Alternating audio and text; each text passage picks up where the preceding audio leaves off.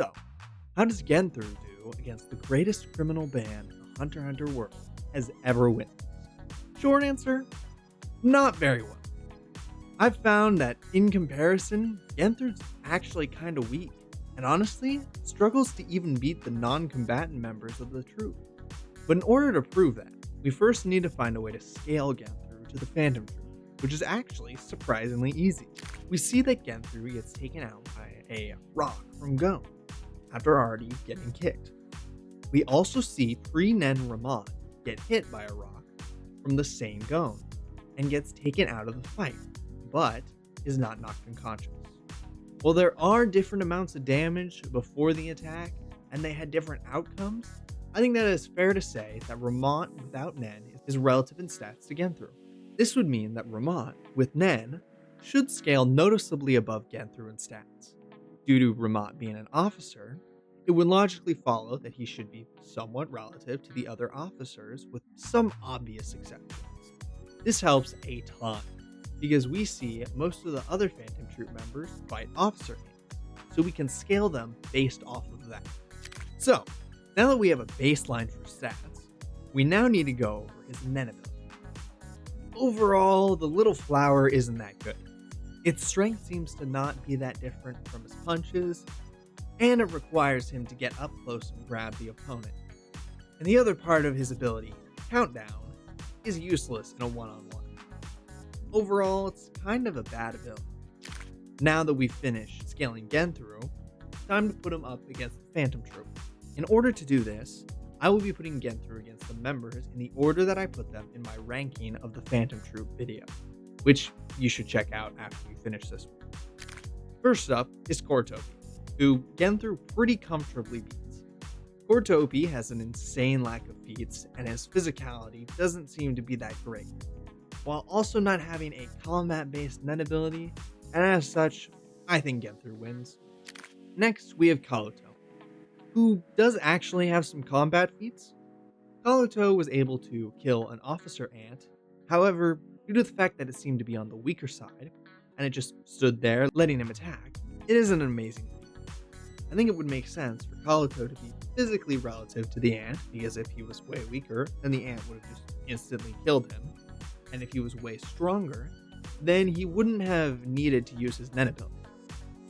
If we give Genthru the benefit of the doubt, say that Nenless Ramon is relative to the officer Kalluto killed, then logically, Kalluto and Genthru should have relative stats.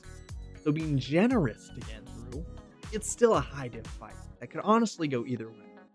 Personally, I think I'm leaning towards Genthru losing, because Kalluto's Nen ability will be much more effective against humans, because we are much squishier.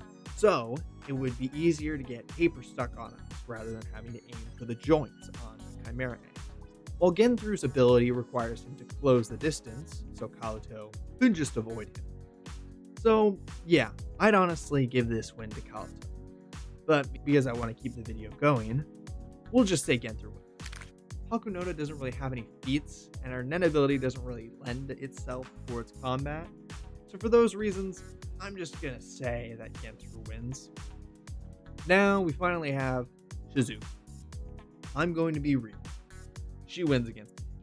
Even giving Genthru the benefit of the doubt, the Nenless Ramon being relative to Pike, Shizuku has the feat of being able to perceive Phaeton, while Kalluto couldn't even do that.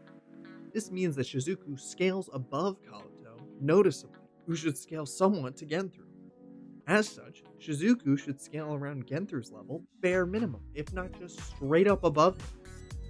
Even then, she has her Nen ability, Blinky, who gives her better reach than Genthru and allows her to kill him through draining his blood. So, honestly, most of the time, Genthru loses this fight. Continuing down the list, we have Shalnark, who Genthru can beat, but it really depends on interpretation. We see Shalnark was struggling to hurt a peon, but it was clearly a very strong peon. So is this peon in the same tier as Nenless Ramon when it comes to stats? It's hard to say. But honestly, unless Genthru gets a fatal hit in really quickly, Shalnark would realize he's outstatted and just use autopilot.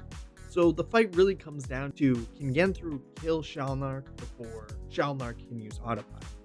So because I'm trying to be generous to Genthru here, I'll say he wins. Machi has really nothing going for her other than maybe some narrative and being able to catch Gon and Killua. So I'll just say Genthru wins. Now, we finally get into the mid tiers of the Phantom Troop. Let me be real, it's not looking good for Genthru. First up, we have Benolanov. Now, Benolanov doesn't screw around. Against the gun ant, Benolanov immediately pulled out his Neneville to finish the job.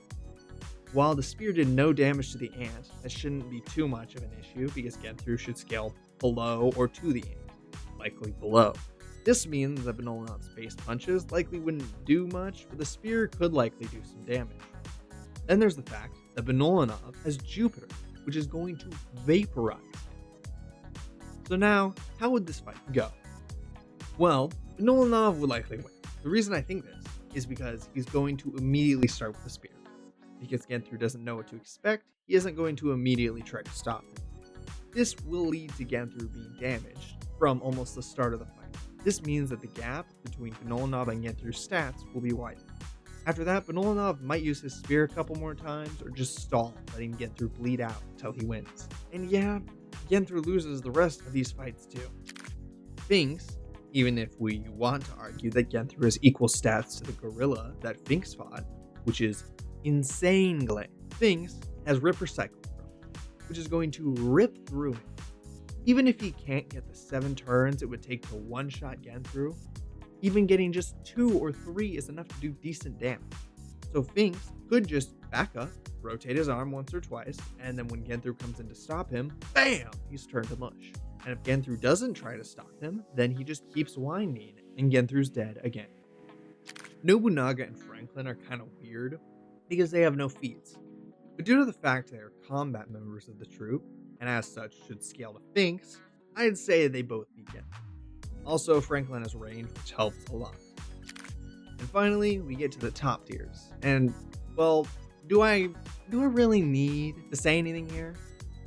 Like, come on, this is obvious. Alright, Lightning Run. He literally can't damage Uogen, and if he somehow could, he's getting turned to mush by Big Bang Impact. Phaeton is faster, and it's going to turn him into a pincushion, but if Genthru somehow, someway gets a lucky hit, well, he should have brought Sunscreen, getting burned a lot. If he goes up against Illumi, he's getting turned into a puppet instantly, or he's getting his heart ripped out.